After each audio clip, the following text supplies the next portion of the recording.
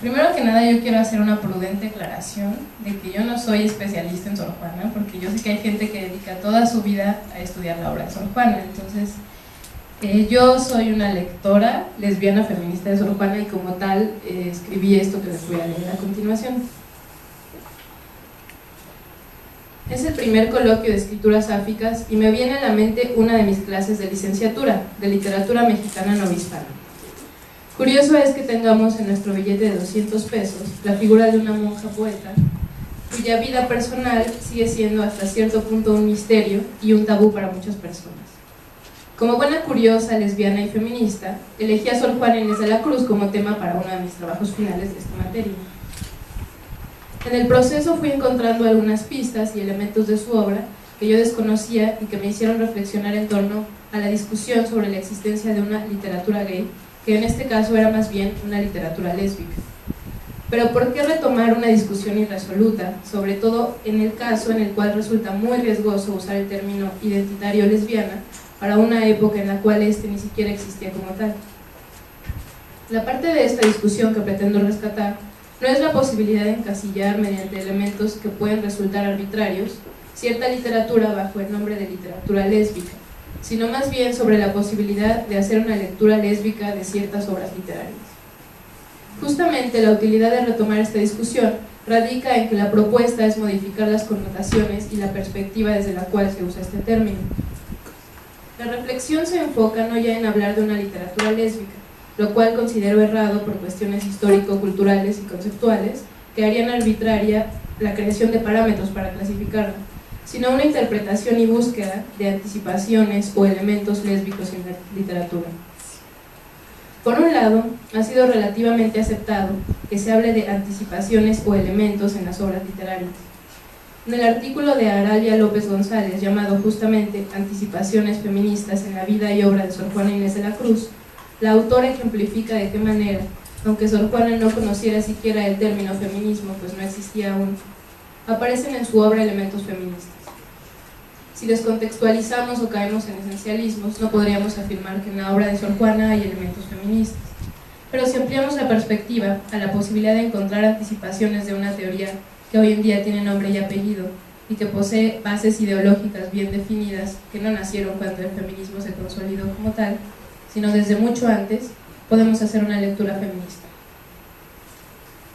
Si partimos de esta perspectiva, podemos entonces decir que aunque Sor Juana no fuese feminista en sentido estricto, plasmó en su obra elementos de lo que hoy en día llamamos feminismo. Aralia López lo llama anticipaciones, en el entendido de que son previas al feminismo como tal, y como su nombre lo indica, se anticipan al momento histórico en el cual este movimiento se gestó. Pero este tema ha sido ya discutido y polemizado en distintos momentos. Lo que busco ahora es hablar sobre otro elemento, el más tabú de todos, la posibilidad de una lectura lésbica de la obra de Sor Juana.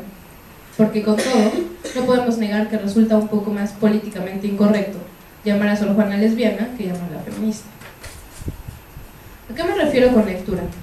Simplemente en la parte hermenéutica o interpretativa que deja espacio a más flexibilidad. Esto significa que es posible encontrar en la obra de Sor Juana no solo anticipaciones feministas, sino también anticipaciones lésbicas.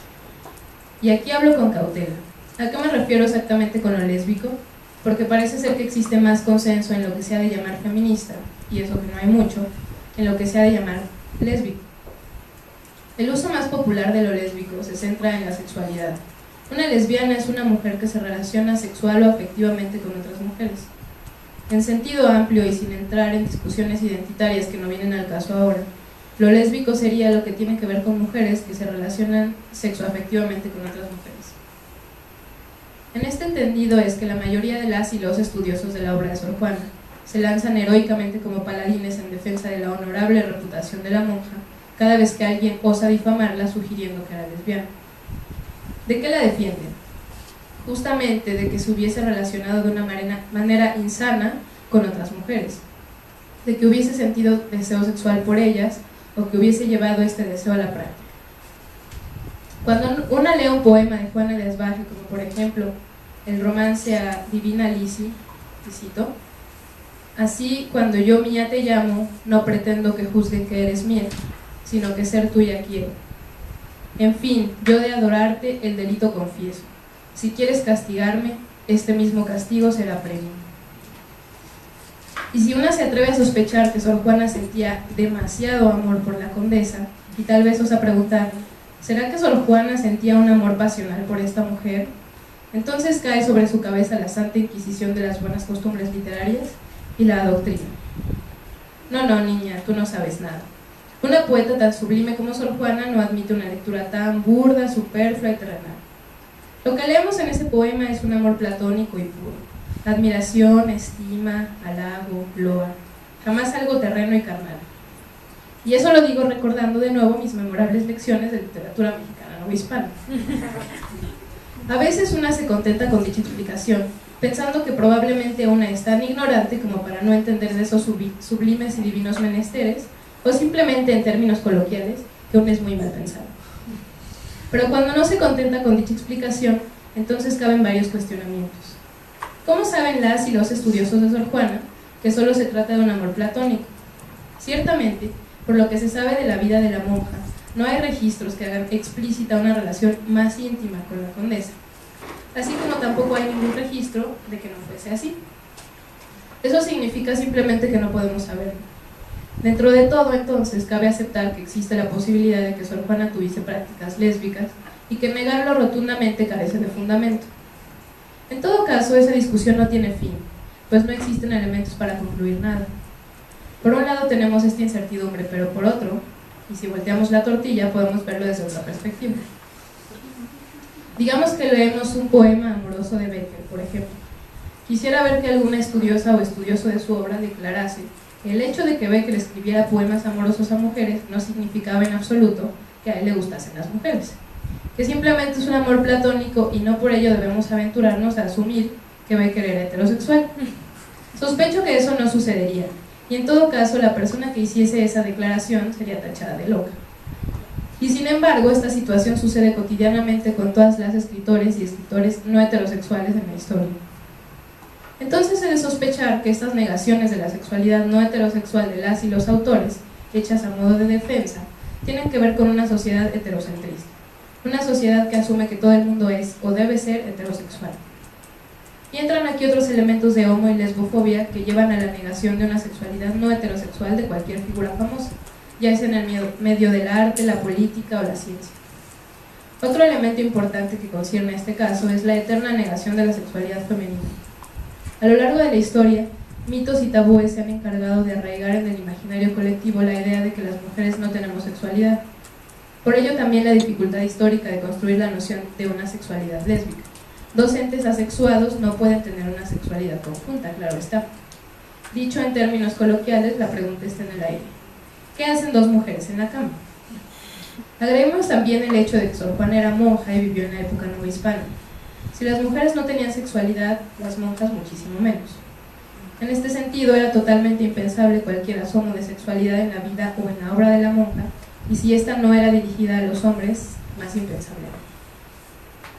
Si bien es cierto que no podemos asegurar que Sor Juana tenía prácticas homosexuales, tampoco podemos negarlo. Desde esta perspectiva podemos concluir que tanta energía empleada en comprobar que la monja no tenía ningún interés sexoafectivo por las mujeres puede explicarse por el contexto heterocentrista y lesbofóbico en el que vivió Juana de Asbaje y vivimos aún. Porque en todo caso, como algunas personas han declarado, si la monja tenía inclinación por su sexo no es tan trascendente. Y aquí pasamos al segundo punto, a la perspectiva donde hay mucho más tela de donde cortar y donde creo es más trascendente el análisis. Fuera de la acepción tradicional y más extendida de lo que es ser lesbiana y por ende lo lésbico, y tomando en cuenta que desconocemos las prácticas y deseos sexuales de Juana de Asbaje, reconozcamos que esta acepción del lesbianismo no es útil categoría de análisis para encontrar elementos lésbicos en su vida ni en su obra. La segunda acepción, la que está relacionada más con el terreno político e ideológico, es donde hay posibilidades de develar elementos y construir interpretaciones. En la teoría lésbica, varias autoras han hablado de la lesbiandad como una postura político-ideológica que va más allá de las prácticas sexuales en sí misma. Esta tiene que ver con una postura feminista, ser sororal con otras mujeres, rehusarse a formar parte del sistema patriarcal como objetos disponibles para los hombres, escapar al matrimonio y a la maternidad como única opción de vida, etc. Autoras como Sheila Jeffries radicalizan esta postura al asegurar que una lesbiana política lo es independientemente de sus prácticas sexuales. Excluye de cierta forma la sexualidad de este terreno. Otras autoras, como Monique Wittig, profundizan en análisis llegando a afirmar que las lesbianas no son mujeres, pues una mujer es una categoría social asignada por los hombres, en la cual las mujeres existen en función de ellos y deben cumplir ciertos requisitos obligatorios de apariencia, actitud, roles, etc. En tanto, las lesbianas escapan a este esquema y no dan servicios no remunerados a los hombres, tales como servicios sexuales, de trabajo doméstico, maternidad, entre otros, entonces no entran en la categoría social de mujer.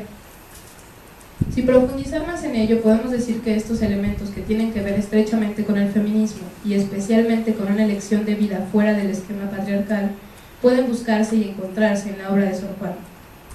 Si consideramos estos como sinónimos de lo lésbico, entonces hallamos un terreno más fructífero para la búsqueda de pistas en la obra de Sor Juana, que si habláramos de sus prácticas sexuales exclusivamente.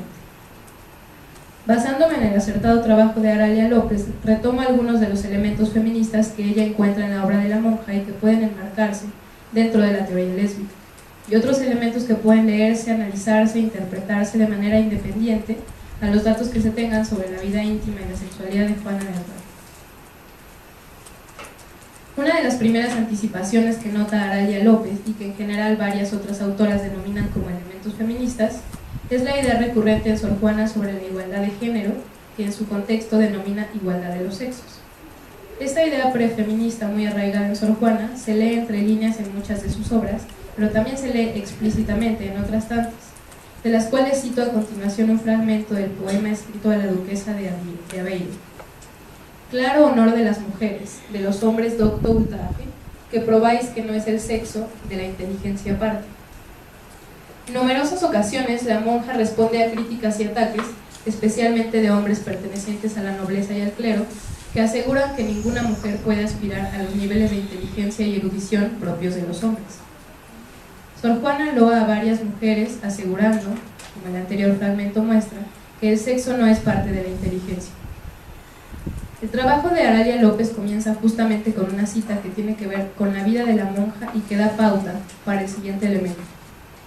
Cito: la feminista norteamericana Caroline Hillbrom, en su libro Writing Woman's Life, dice que los hombres solo pueden ser y sentirse hombres frente a mujeres no ambiguas, y define como mujeres no ambiguas las que no ponen en el centro de su vida a un hombre. De acuerdo con esta definición, Sor Juana fue una mujer ambigua, una mujer cuya prioridad eran sus propios proyectos. Fin de cita. Se ha hablado mucho de los orígenes de la decisión de Juana de Asbaje de ser monja. Por su amplia producción literaria, así como algunas pistas de sus propios textos y sus biógrafos, sabemos que Sor Juana tomó esta decisión como alternativa al matrimonio y como vía de acceso al mundo intelectual. Sabía que en su condición era la única forma en la cual podría vivir libre del yugo de un marido y tener acceso al conocimiento en las bibliotecas del convento. Desde este punto de vista, Sor Juana desafía los roles y espacios reservados para las mujeres, tales como la maternidad, el matrimonio y el alejamiento del mundo intelectual. No en vano, críticos como Octavio Paz aseguran que Sor Juana sufría una masculinización. Se negó a cubrir, como dice el dicho popular, las labores propias de su sexo. En el sentido de Monique Wittig, al escapar conscientemente de estos roles impuestos a las mujeres, Sor Juana ejerció su lesbiandad políticamente hablando.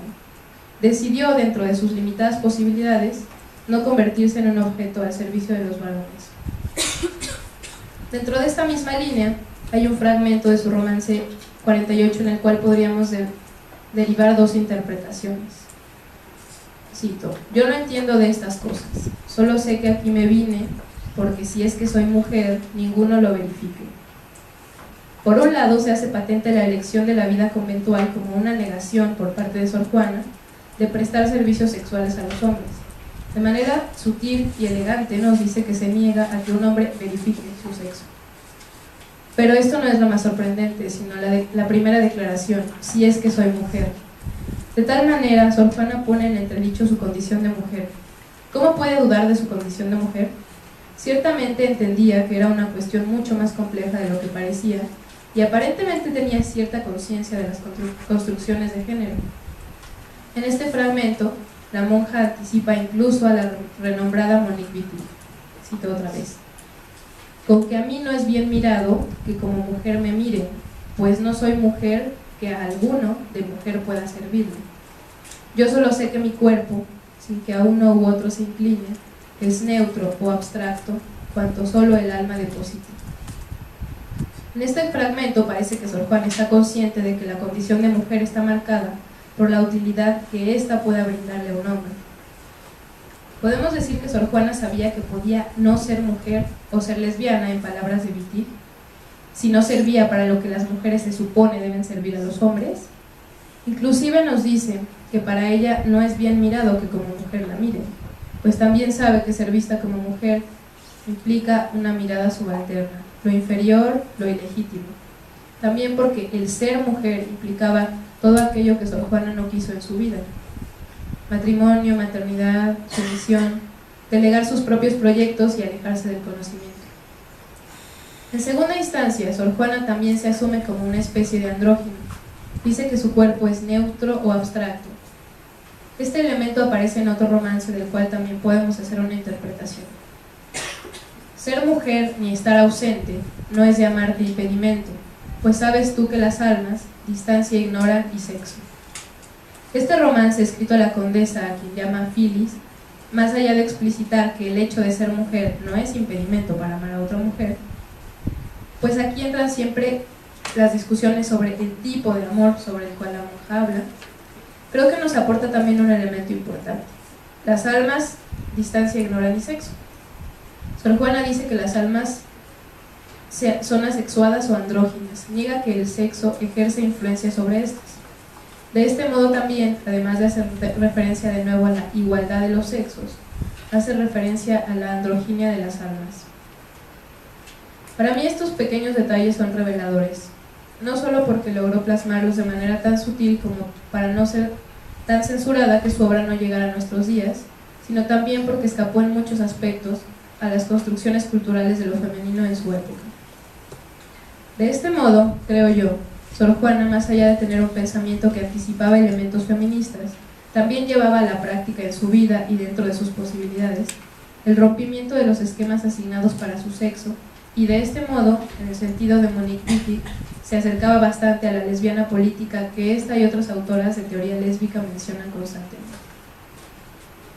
Volviendo al tema de este coloquio, si la literatura sáfica es aquella escrita por mujeres que escapan al modelo patriarcal de opresión, al matrimonio, a la maternidad obligatoria, y llevan una vida independiente a los hombres y se asocian con otras mujeres, esto no puede separarse de la visión feminista.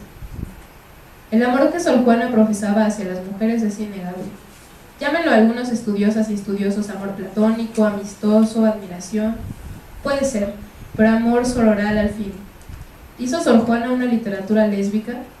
Considero peligroso aventurarme a hacer tal aseveración, siendo que tantas autoras han dedicado su vida a estudiarla a fondo, algunas de ellas defendiendo a toda costa su heterosexualidad, o en todo caso su no homosexualidad.